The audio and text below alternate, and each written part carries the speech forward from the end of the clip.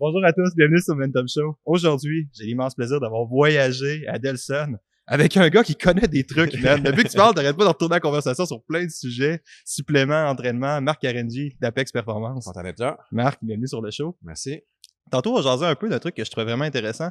T'es dans le monde de l'entraînement fonctionnel depuis 2007. Depuis 2006-2007. 7, ouais. C'est donc malade, Mes ça. débuts sont à Ville-la-Salle. OK. Quand j'ai arrêté de faire les compétitions de powerlifting, puis j'ai commencé à faire les compétitions d'hommes forts. Ah, tu viens d'un contexte de powerlifting? Ouais. OK. J'étais champion canadien junior quand j'étais plus jeune. J'étais aux Jeux pompiers police du monde en powerlifting. OK.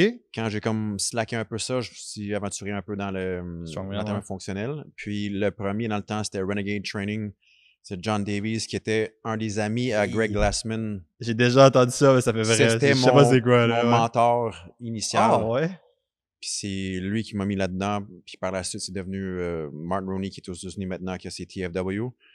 Puis après ça, j'ai jamais arrêté de prendre des formations, donner des formations. Qu'est-ce qui t'accrochait avec le CrossFit, entraînement fonctionnel? C'est quoi? Parce que c'est quand même assez différent du powerlifting, right? Mais justement, j'étais tanné de faire bench, squat, deadlift. Okay, ouais. Fait que je cherchais quelque chose d'autre. Puis le culturisme ne m'a jamais vraiment intéressé.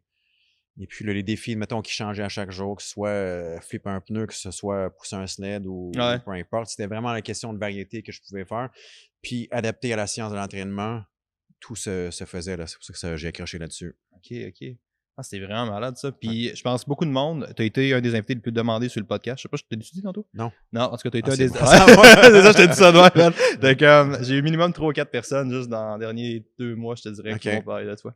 Puis, tu es un des invités les plus demandés parce que tu es surtout connu dans le monde du CrossFit comme étant un gars qui fait de la rehab puis de l'optimisation de performance, pas mal. Si je me trompe pas. Oui, c'est un des cordes de mon axe, si on veut. Fait qu'on fait tout ce qu'il y a d'activation posturale, on fait tout ce qu'il y a de rehab, on fait tout ce qu'il y a de soutien à la performance, voulant dire, même si c'est DECA-Comp ou par exemple Karim qui fait ta programmation, on peut venir en supplément voir qu'est-ce que tu as besoin au point de vue postural pour optimiser la performance justement. Là. Fait que tu passes vraiment par la posture dans le fond. La posture, les patrons moteurs, les chaînes, c'est pas juste, mettons, j'ai par exemple un moyen fessier qui fonctionne pas. On va aller voir le pourquoi, l'impact sur les autres muscles, l'impact sur ma performance ou sur mes mouvements pour que mon snatch il est collé à 2 plates. C'est peut-être une raison posturale et non nécessairement ta force ou ta technique. C'est intéressant ça, parce que ça, c'est souvent très, très négligé en CrossFit. Là. Surtout dans un sport un peu moins avant, là. Un peu moins maintenant, mais tu sais, avant, très, très barbelle, très, très bilatéral, très, très si. Fait que ce que tu amènes, je pense, c'est super pertinent, puis ça complémente assez bien, tu sais. Ça complémente très bien. Le plus gros pas pour la moyenne des athlètes, c'est prendre un pas de recul. Quand ils viennent nous voir, parce que justement, ils sont tellement habitués d'être à 100 000 à l'heure, puis là, moi, je leur dis, parfait, pendant 2 mois, tu fais pas de snatch ou tu vas faire, mettons, le overhead squat ou tu lâches tes deadlifts parce que tu n'es pas capable de faire une extension de la hanche. C'est ça qui est difficile. Fait que nous, dans le fond, on a comme devenu les maîtres de comment faire souffrir un gars de CrossFit, puis l'améliorer en même temps sans qu'il sente en arrière de tout le monde. Mais ça vient d'où ce besoin-là à la base? Pourquoi t'as tombé ça? Ou comment t'es amené vers ça? Parce que c'est un besoin, right? Mais toi, moi, ça fait des années qu'on l'approche de même. Quand j'ai commencé avec des joueurs de hockey, qu'est-ce qui fonctionne pas? On faisait nos évaluations posturales, parfait. Les hanches, les adducteurs, il y avait tout un déficit quelconque. J'ai entraîné des gars de combat ultime, c'était la même chose. Fait que même s'ils sont capables de lever un coup de pied au-dessus de ta tête, c'est pas parce qu'ils sont mobiles nécessairement des hanches, c'est parce qu'ils compensent tellement bien avec le corps des lombes. Fait que le monde ne réalise pas à quel point c'est fucking fréquent, ça. C'est ça. Fait que là, l'idée, c'est comment maximiser la performance parce que si, comment je pourrais dire, Georges Saint-Pierre, il est super bon en combat, puis une posture qui est atroce ou des muscles qui sont inhibés, mais juste à réveiller ces muscles-là, sa performance va monter. Sans parler de travail de puissance, de vitesse ou quoi que ce soit. Là. Fait qu'à la base, si ta pyramide n'est pas solide, éventuellement, tu vas casser à quelque part. Puis c'est le problème que je trouve avec le CrossFit présentement. C'est clairement. Pourquoi tu dis que c'est le problème présentement avec le CrossFit? Parce que plusieurs coachs vont coacher pour CrossFit le sport et non le mode de vie. Plusieurs gyms sont comme ça. Et puis par la suite, ce qui arrive, c'est que pour moi, c'est pas logique d'apprendre un butterfly pull-up avant d'être capable de faire un strict. Ouais. C'est pas normal que, mettons, tu sois obligé d'avoir une ceinture dans un bas, mettons, un gars de 200 livres, faire des overhead squats à 95 livres. Il y a quelque chose qui cloche, puis souvent, c'est pas par mauvaise foi du coach qui n'a pas nécessairement le bagage théorique ou académique. C'est juste que Le monde veut du 21-15-9 go parce que je veux me sentir brûlé à la fin de mon entraînement. Fait que tu donnes quoi à ta clientèle? Tu donnes ce qu'ils veulent. L'autre tient de quoi, là? Ça, c'est fucking deep, ce que tu dis, là. Puis, sans même tomber trop en détail de même, c'est ça. On peut tomber dans des discussions never-ending de physiologie du sport puis de biomécanique, tu sais. Ultimement, reste le fait que les gens arrivent puis ils veulent ça. Tu peux leur faire des curls tant que tu veux puis du bench tant qu'ils veulent ou des dumbbells, incline press, whatever. Ouais. Le monde n'en reviendront juste pas, si tu leur fais faire juste ça. C'est ça. Fait que ça, c'est malade, parce que tu arrives, la capacité de le plugger pour des crossfitters, tu leur amènes un élément important puis tu le fais résonner pour eux, là. Si tu parles d'un peu ce que tu as fait tantôt quand j'ai fait le WOD avec vous autres, là, les bands, ces trucs-là, j'imagine. Ça, c'est nos échauffements sont tous semblables à ce que tu as vécu. Donc, on passe par l'activation des muscles qui sont faits, l'activation posturale. Par la suite, on transforme en mobilité dynamique. Puis par la suite, s'il y a un mouvement spécifique, on aurait fait de l'haltérophilie aujourd'hui, ben là, on aurait adressé, mettons, le snatch ou le clean avant de partir à nos bords. Et puis, comme là, c'était plus une question de système d'énergie, mais on vous montre l'île cardiaque, puis go, là. By the way, ça a vraiment, vraiment fait du bien, cette année-là, le matin. C'était exactement ça que j'avais besoin. No joke, là. J'étais arrivé ici, j'étais comme, même si on se tape des gros thrusters sales, je sais pas ce qu'on va faire. Fait que là, j'étais comme, je me sens super bien. C'était vraiment un beau training. C'était l'idée, comme on avait expliqué, là, c'est chaque entraînement est réfléchi d'avance. Et puis, l'objectif, en sachant que le Open commence pour nous autres demain puis samedi, aujourd'hui, c'était juste du concentrique. On fait circuler le sang, puis on laisse le système nerveux tranquille. C'est ça, c'était ça l'idée un peu. C'était vraiment cool comme entraînement. Mais tu sais, j'aime ce que tu amènes. Je trouve ça vraiment intéressant comment tu le dis parce que les gens comprennent pas à quel point. Je pense qu'on parle pas mal de mind muscle un peu en général en ce moment, puis de contrôle moteur un peu plus. Contrôle moteur, oui. Les gens savent pas nécessairement c'est quoi. Fait qu'ils ont de la misère à comprendre pourquoi c'est important pour eux, je pense. Là. Justement, l'avantage d'un culturiste, ils sont tellement axés là-dessus que tu demandes à n'importe qui de contracter son pec ou son lat, ils sont capables. Parce que, mettons, le CrossFit, lève la barre au-dessus de ta tête, peu importe comment, les chaînes puis la connexion mind-muscle se fait jamais. C'est pour ça que, mettons, là, Marcus Filly est très gros sur les réseaux sociaux, puis ses programmes s'achètent sur Internet parce qu'il fait du bodybuilding fonctionnel ou l'entraînement fonctionnel qui a l'air très original. Mais à la base, si tu n'as pas une connaissance de soi ou une conscience corporelle assez élevée, qu'est-ce qui va arriver? Tu peux faire tous les Philly press que tu veux ou les scap press, tu n'actives pas tes scaps. Fait que tu as besoin d'un encadrement qui est plus élevé, puis tu as besoin, comment dire, de commencer vraiment à la base. C'est quoi la base? La base, c'est justement être capable de contracter à volonté tes muscles. Nous, on fait ce qu'on appelle du muscle testing. Fait qu'on voit si l'influx nerveux se fait du cerveau jusqu'aux muscles ciblés. Puis si ça se fait pas, mais parfait. Le pourquoi. C'est quoi du muscle testing, excuse? Du muscle testing, c'est, mettons, nous, à la base, on emprunte du MAT. Je sais pas c'est quoi ça pour ça vient du domaine plus thérapeutique. OK. Fait que tu fasses oui, mettons les tests physiques qu'on va employer ici pour les athlètes. Oui, mettons pour un gars de CrossFit, je veux savoir son 2000 mètres, il rentre en combien de temps. Mais ce qui me concerne plus, c'est parfait. Est-ce que ton grand athlète est activé? Est-ce que ton bas de trapèze, tes milieux de trapèze sont capables de faire leur travail ou est-ce que tu compenses avec ton haut de trapèze? On s'entend que, mettons, tu regardes la physionomie de beaucoup de CrossFitters, ils sont pareils. Ils ont les trapèzes jackés dans les oreilles. Parfait. Puis il y a les omoplates qui décollent, puis mettons, ils ont des problèmes posturaux éventuellement qui vont en ressortir. Fait que là, si tu veux ton snatch monte de 2,25 à 2,75, peut-être qu'il faut que tu regardes dans tes deux omoplates. Si tu as un problème de bassin de cœur des lombes, de hanche, de fesses, il faut tout les réparer pour être capable de monter tes charges là, avant que tu te blesses. Là. Tantôt, tu as parlé de quelque chose de vraiment intéressant. Tu m'as parlé de la physionomie du crossfitter. Tu peux-tu définir qu'est-ce que tu entends par ça? T'es le premier à m'en parler sur genre 65 podcasts. C'est malade. C'est sûr que les gars, tout dépend de leur bagage sportif avant d'aller au CrossFit, ils vont pas nécessairement se ressembler, mais quand tu regardes la nouvelle génération plus de filles, ils ont des trapèzes qui sont dominants. C'est correct qu'une fille qui a des trapèzes, là, ça peut être très beau, mais moi, ça montre que justement quelque chose dans les deux omoplates fonctionne moins bien. Ils ont souvent justement les épaules roulées vers l'avant comme un gars qui fait trop de bench parce que justement, ils sont pas capables d'engager la chaîne postérieure comme il faut. Exact. C'est quoi le problème avec ça? Dans quel sens? C'est si, mettons, puis ton idée est bonne, là, j'aime vraiment ce que tu dis, mais tu sais, je pense que je le généraliserai encore plus loin. Tu sais, t'arrives avec... Les crossfitters en général vont avoir certaines postures, certains problèmes, tu sais. Fait que si tu parles de trapèze dominant puis d'épaules roulées en avant, on peut quasiment généraliser ça à monsieur, madame, tout le monde quand ils viennent s'entraîner à force de faire le sport. Là, mettons, la moindre de mes clientèles ici, ils passent 8 heures assis à un clavier plus 2-3 heures assis dans une auto dans le trafic. C'est un peu la même chose. Fait que les maux de tête, tension dans le cou, problème de bas de dos relié à la mobilité thoracique qui n'est pas assez élevée. Fait que tout s'enchaîne. Mais c'est sûr que eux autres, ils veulent juste pas avoir mal quand ils jouent la fin de semaine avec leurs enfants. Tandis que le crossfitter ou les crossfitters, si on veut, qui ont des problèmes de posture, bien parfait. Ton muscle, tu as la misère, peut-être qu'on va travailler ça. Mais c'est ça, c'est ce que tu dis, ça devient vraiment important d'attaquer ces affaires-là, tu sais. Oui. De là, la pertinence de tout ce que tu fais, là. Oui, exactement. Puis comme je te dis, l'encadrement pour moi est primordial. Fait que si je parlais justement à Karim de l'entraînement en ligne, là, puis pour les pros puis les comptes, c'est très bien. Mettons, Michel Letendre va t'écrire un WOD. Elle a une détention X dans son cerveau quand elle donne ton WOD. Toi, l'exécution n'est pas nécessairement ce qu'elle s'attend à ce que tu fasses. Non, c'est clair.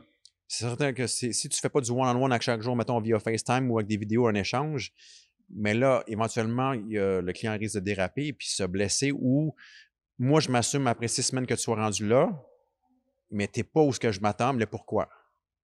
Puis c'est souvent ça le hic là-dessus. Là.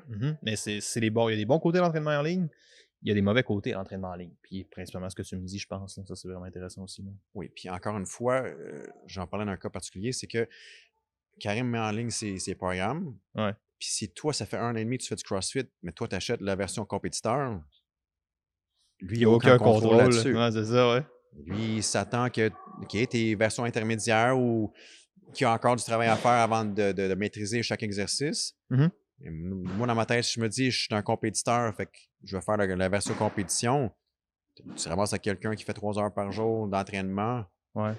Puis c'est débalancé. OK, fait y a-t-il des erreurs communes que tu vois que les crossfitters font en général? Dans leur approche ou tu parles de point de vue technique? Là? Approche ça comme tu veux. Dans leur approche, je trouve que souvent, ils vont vouloir sauter des étapes. Justement, embarquer sur un programme de compétition quand il y aura encore en anglais pay your dues. Tu sais, c'est pas n'importe quoi. Mettons, les anciennes, je compare, c'est pas la même chose, mais les anciens, mettons, l'haltérophilie russe faisaient aucune pliométrie tant que leur squat n'était pas à 2 fois leur poids corporel. Fait que c'est une étape à la fois.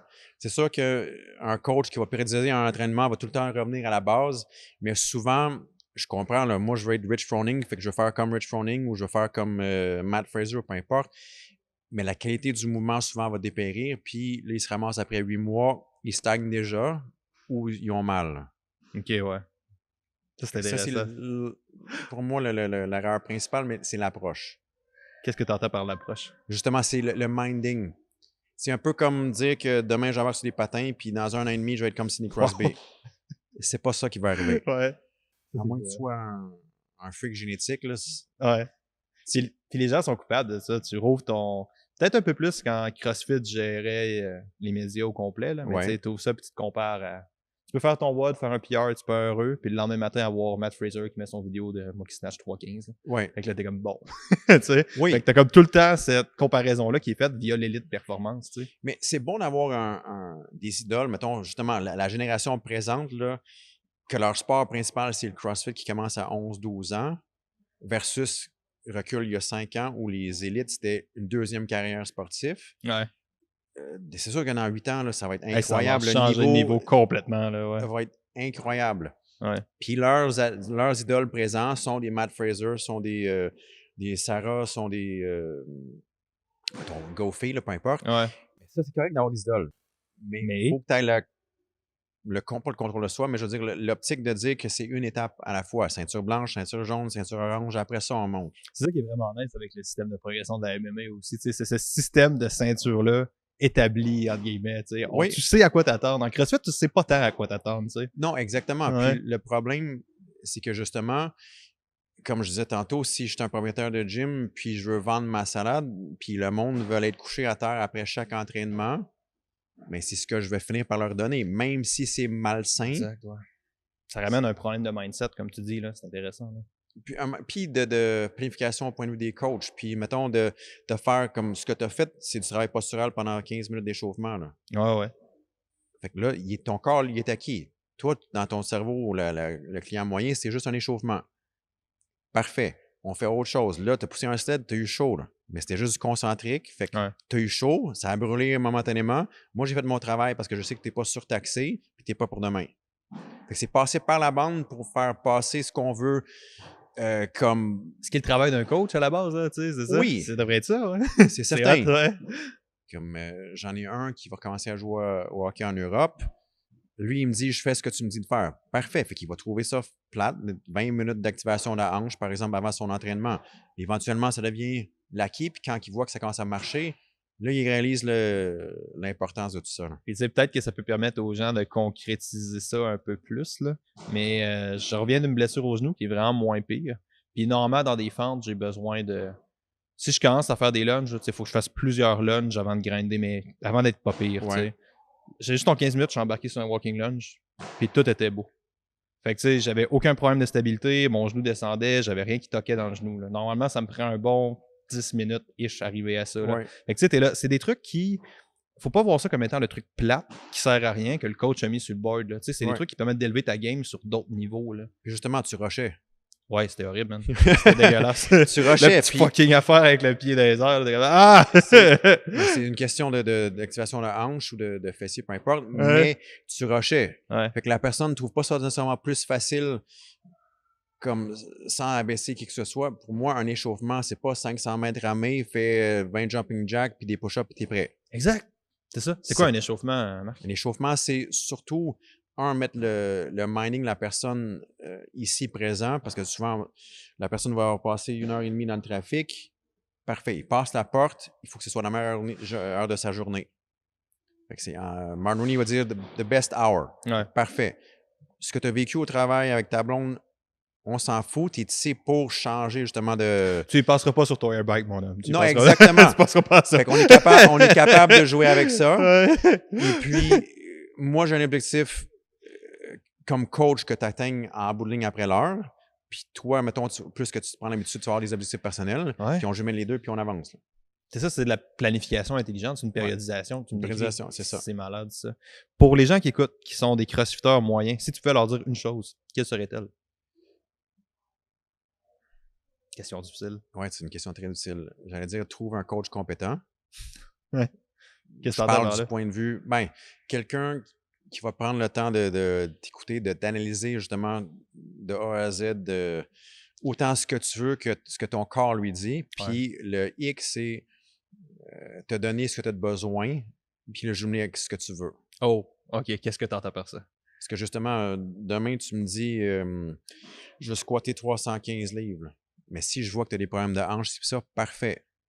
Tu vas squatter ton 315 livres, mais là, tu ne touches pas une barre de squat pendant au moins 4 à 6 mois. Chez les joueurs de football, c'est la même affaire. Eux autres, il faut qu'ils benchent 2,25 le plus de fois. En rep, ouais. En rep, pour leur test. J'en ai un là, qui s'en va au campagne de CFL. Parfait. Tu vas lâcher le bench pendant 1 mois. On va réparer tes omoplates. On va jouer avec ton haut de dos. Tu vas pas avoir touché au bench. Tu vas retourner là-dessus, puis là, tu vas être plus fort. Exact. Puis c'est ça. Ça, c'est des trucs. Ça, c'est malade ce que tu dis. Tu sais, dans les sports conventionnels, c'est des trucs qui se font en off-season. Le CrossFit n'a pas tant d'off-season parce que Monsieur Memdon arrive et font des WOD à l'année longue, tu sais. C'est hot ce que tu dis, là. Oui, tu peux, sans avoir nécessairement, comme je t'avais dit, nous, on a 2 gros pics par année parce qu'on a décidé que c'était ça. On a basé un des 2 pics sur les Open juste pour rassembler la communauté. Puis la deuxième, c'est une grosse compétition où j'amène tout le monde à Ottawa au mois de septembre.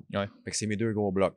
C'est certain, moi, le problème que je trouve aussi au Québec pour les CrossFitters qui sont du RX solide, c'est que maintenant, tu as des compétitions chaque semaine. Ouais, c'est ça. Puis, en théorie, ton été, c'est ton off-season. Puis oui, c'est le fun de faire des compétitions à chaque semaine, sauf que si tu regardes n'importe quel autre sport, si moi je suis en judo puis je fais une compétition locale, après ça une compétition provinciale, j'ai des objectifs précis de chacun sans être obligé de piquer pour chacun. Exact, c'est ça. C'est un sport, alors tu le traites comme un sport. Fait que les compétitions en passant sont OK, est-ce que je suis sur la bonne voie? OK, parfait. Est-ce que je gère bien mon stress? Est-ce que c'est mon objectif aujourd'hui? C'est parfait. Je veux travailler ma respiration. Peu importe que je finisse 9e ou 1er dans un WOD, je me focus juste sur la respiration. Est-ce que je mets à l'épreuve maintenant, mettons, ma nouvelle endurance que j'ai acquise dans les 3, 4, 5, 6 dernières semaines? Fait que si tu as des objectifs précis, tu ne peux pas être déçu quand tu en sors. Puis même si tu n'as pas ton podium et ton pot de protéines gratuit en bout de ligne, là, on s'en fout. Là. C'est quoi le problème avec ça? C'est quoi qui est négatif avec les gens qui... Puis, je pense que c'est plus fréquent que les gens veulent s'admettre, tu sais, de se taper des compétitions à chaque semaine ou à chaque 2 semaines tout le temps. C'est quoi le problème quand le crossfitter, pas nécessairement élite, mais tu sais, monsieur compétitif. Rappelons-le compétitif. Compétitif, c'est que ton progrès va être stagné parce que tu es tout le temps en mode compétition. Exact. Puis tu en as pour au moins 2, 3, 4 jours, sinon une semaine pour t'en remettre par la suite. Puis si tu as déjà une compétition dans 2 semaines, tu te reprépares pour cette compétition-là. Surtout, puis on s'entend que s'il y a une compétition qui sort les watts d'avance, mais tout le monde les pratique d'avance parce qu'ils paniquent. C'est sûr que tu n'es jamais en mode entraînement, tu es tout le temps en mode... En mode entraînement? Compétition. OK. T'entends quoi par mode entraînement? C'est quoi un mode entraînement pour toi? OK. Je vais te donner un exemple. Mettons, nous, on va structurer un peu nos watts, mettons, sur un cycle de 30 jours ici. On a 3 volets. OK. Et puis ça vient de Kenny Kane, comme je te disais, le CrossFit LA. C'est que lui, il a un mode entraînement. Pour moi, le mode entraînement, quand on parle d'un WOD, c'est un EMOM, c'est tu as 15 minutes de faire 5 x 3 bench press, c'est t'exécutes, c'est tout. Okay. Tu as un mode compete, où là, tu vas peser sur le gaz un peu plus, ça va être des AMRAP, ça va être des 4-time, où maintenant, je prends ce que j'ai acquis en entraînement, puis je pousse la machine. Fait que ce soit un 2000 mètres au rameur, que ce soit... Je fais Fran ou peu importe. Là, tu as 2 fois par mois, on a ce qu'on appelle mode fight. Là, tout ce que je viens de dire en termes de compete puis entraînement, tu crées ça par la fenêtre. Là, on va vraiment dans le pain cave pour voir t'as quoi entre les 2 oreilles puis dans le cœur. Ouais. C'est un entraînement que tu n'as jamais fait, je te le dirai tantôt. C'est 3 fois 500 mètres au rameur. C'est horrible. C'est dégueulasse. La façon que je te le ferais faire, c'est là quand on parle, mettons, Josh Bridges dit ça souvent, pay the man. Ouais. C'est ça. T'es rendu où, là? Puis c'est sûr que les fights, les WOD sont très bas au point de vue technique, là. Jamais que je mettrais des snatchs, un haltérophilie là-dedans. Mais c'est pour que tu puisses, un peu comme Julien puis Fino va faire avec ses sleds de 200 mètres, là. Ouais. Puis c'est pour ça qu'on s'en sert souvent d'un sled. Tu fais un squat, tu vas arriver à un point où tu boxes, c'est fini, tes jambes te lâchent. Qu'est-ce qui t'empêche de prendre un pas de plus dans un sled? Entre tes 2 oreilles. Il n'y a rien qui t'empêche. C'est la douleur que tu es capable de tolérer. C'est ça. Fait que 2 fois par mois, même mon monsieur, madame, tout le monde va faire un WOD avec ce minding-là. Ouais. Puis cette confiance-là va se propager dans sa vie de tous les jours. Puis quand il retourne à faire un WOD désagréable ou un Diane ou, mettons, un Open où ça commence à se chauffer, ils ont déjà été tellement plus loin dans leur réserve émotive ou psychologique qui sont capables de se pousser plus loin. Ça, c'est débile, man. Ça, c'est vraiment, vraiment cool. Ouais. Puis, fait que là, on parle concrètement d'entraînement mental. C'est ça qu'on parle, cette capacité à tolérer la douleur un peu. Là. Oui, puis tout le monde est capable de le faire. Puis souvent, c'est que le monde qui arrive au CrossFit, un nouveau, là, un newbie, vraiment, va pas avoir nécessairement la conscience de « ça brûle ». OK, tu as fait du bench press, tu as fait des squats dans ton Nautilus, ça a chauffé. Ouais. Mais là, fais Calcio. Fais quoi? Calcio, les 100 thrusters puis 5 burpees à la minute. Là. Ah, OK, ouais. Je savais pas que ça s'appelait comme ça, mais man, ouais. OK. Là, tu as une autre réalité complète. Oh, ouais, c'est ça. Tu vas souffrir. Puis, que ce soit en version scale, que tu fasses une barre vide, puis mes petites madames font un burpee sur les mains sur un box, on s'en fout. C'est à leur niveau, mais ils vont être aussi essoufflés puis ils vont se dépasser autant que mon RX qui roule à 135. Puis c'est ça c'est malade, tu sais, comme t'en parles. Il y a cette idée-là dans le CrossFit qui doit être amenée, tu sais, puis on tombe dessus là. Là, on va dans un rabbit hole vraiment deep si on va dans... Bon, fuck off, on est déjà là.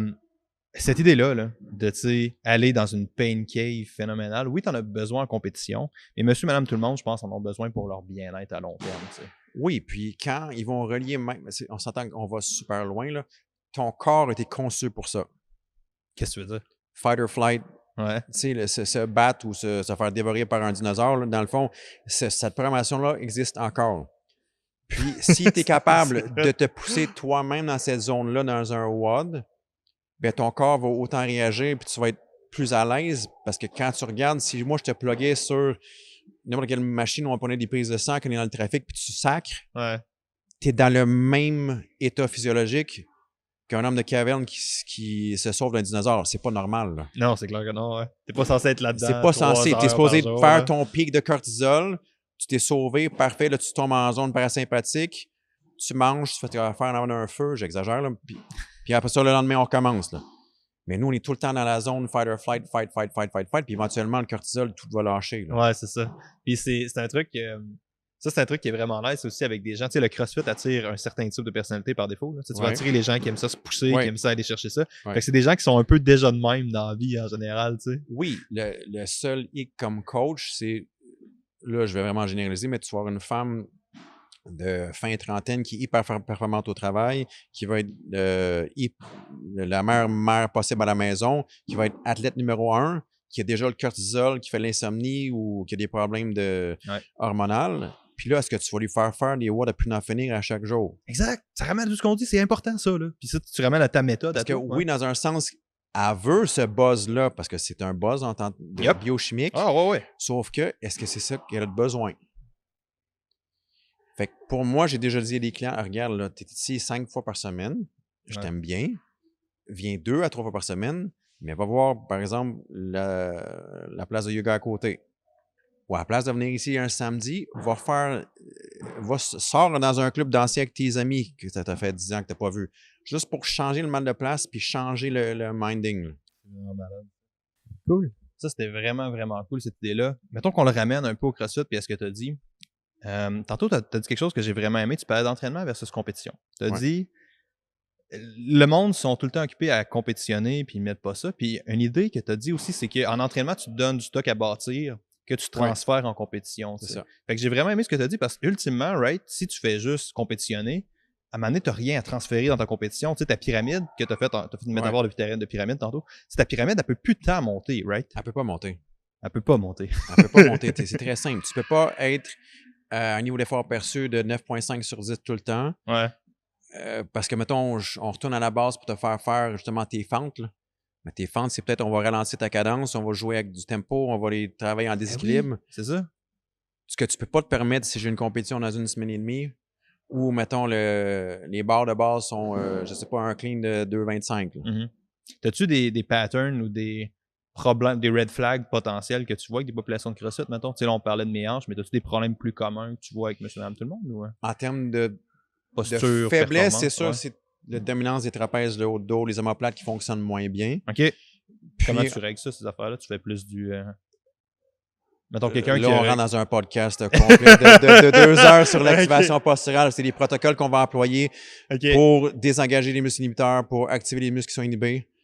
Puis après ça, tranquillement, remettre ces muscles dans la recette désirée. Là. C'est vraiment, vraiment compliqué. C'est un cours de 8 heures que je donne juste sur ça. Là.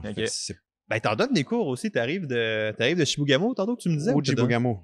Hein? Ojibugamo, qui est une réserve CRI. C'est Ojibugamo? À une demi-heure de Shibugamo. Ah ouais? Ouais. Je formais les coachs qui travaillent dans un complexe sportif là-bas. Ah ouais? La dernière fois que j'étais à Trois-Rivières, c'était à l'UQTR.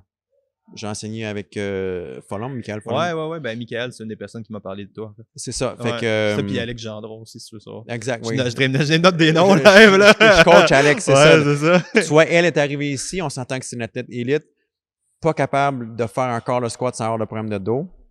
Puis là, ça fait 1 an et demi, puis elle fait des open. Là. Ouais, c'est ça. C'est fou, Red, tu sais. Les gens réalisent pas à quel point ces trucs-là, à un moment donné, vont te péter d'en face, tu sais. Oui. Puis c'est hot ce que tu fais pour cette raison. Quand t'as pas 30 ans, puis tu prends du Lyrica pour les douleurs, il y a un problème, là. Non, tu m'as-tu ça beaucoup ou... Ben, comme mettons, Alex, justement, était là-dessus, là. Ah ouais. Oui. Son système nerveux était voir les spécialistes de colonne vertébrale, de neurologue. Personne n'est capable de rien faire. Puis en un an et quart, là, elle fait des open, là. C'est malade, ça. C'est vraiment cool. Fait que, tu sais, comme tu dis, t'as dit tantôt que le pas qui était le plus dur pour les crossfitters, c'est de faire le step back. Ouais. Puis ultimement, je pense que c'est juste ça la thématique du podcast aujourd'hui. C'est de ça qu'on parle. C'est de l'importance de juste prendre du recul, man, puis regarde ce que tu fais. Là, si toi, tu prends pas du recul, ton corps va le prendre pour toi. Qu'est-ce que tu veux dire? Ton corps va te lâcher.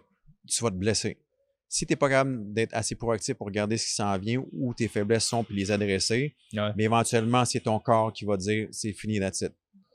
Fait que ton dernier snatch d'un WOD, c'est fini, là. C'est vraiment mal. C'est vraiment juste pour Edmond. On finit ça là-dessus. C'est une merveilleuse façon de finir. Marc, merci énormément d'avoir été là. Merci à toi. Où est-ce que les gens peuvent te trouver? Ils peuvent me trouver sur Instagram, Marc Arranger. Ils peuvent me trouver ici à Delson, au Centre de performance Apex. Ouais. Où est-ce qu'on est en ce moment, en fait, au Apex? Oui. Ou sur Facebook, Apex Sport Performance, ou le mien privé aussi. Puis tu donnes beaucoup de formations aussi pour Optimum. Oui, il y en a une pour Optimum. Il y en a une personne que je vais donner ici au mois de mai. C'est une primaire là, sur le bodybuilding fonctionnel. Ah ouais? Oui. Ça, c'est hot, ça. Ça va être une fin de semaine complète juste là-dessus pour justement, en anglais, bridge the gap entre ce que tu vois Marcus Philly faire puis ce qui est applicable dans la vraie vie. Là. Ah ouais, c'est ça. Mais c'est malade, ça. Fait que si ça vous intéresse, puis vous pensez que vous avez un trou dans votre game, n'hésitez pas à venir voir Marc, il peut probablement vous donner un coup de main là-dessus. Merci énormément d'avoir été là. Merci man. Merci énormément tout le monde d'avoir été là. Nouvel épisode du Momentum Show à chaque semaine. Si vous avez aimé, n'hésitez pas à vous rendre sur iTunes, Podbean ou peu importe la plateforme que vous utilisez pour nous laisser un avis positif, 5 étoiles, ça fait une grosse différence. Nouvel épisode à chaque semaine. Merci. Merci, c'était nice.